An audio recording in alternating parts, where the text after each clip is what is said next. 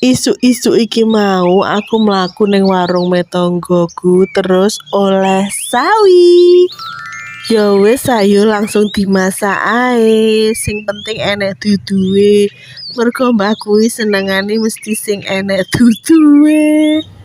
Nah, iki bumbune wis umub terus dicemplungni sawi niki mung wis tak godhog. Iki sawi cesin utawa sawi pahit ngono ki lho ya, guys. Nah, terus baru ngono dicek rasa. Kasinen apa ora. Nah, iki sawine wis dadi jangane ngene iki. Terus lanjut gawe entuk-entuk yo guys. Mergakno ning kulkas enek telo sian. Terus enek tempe barang. Lah iki mau langsung tak godhog ini tempene.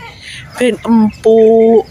Nah, iki bumbune ngene iki, ya mek gur brambang, bawang karo lombok. Terus tak tambahi terasi ben mundak sedep. Iki tempene sing wis tak godhog mau, terus tak alusne dekek nek nggone bumbu ku mang yo, guys. Terus dialusne sampai ajur, sampai merata ngene iki.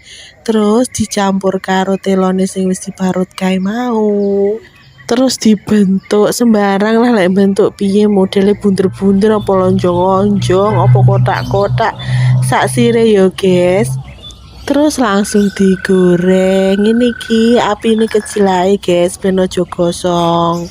Taram wis dadi guys, jangan sawi lawe entuk-entuk iki enak guys.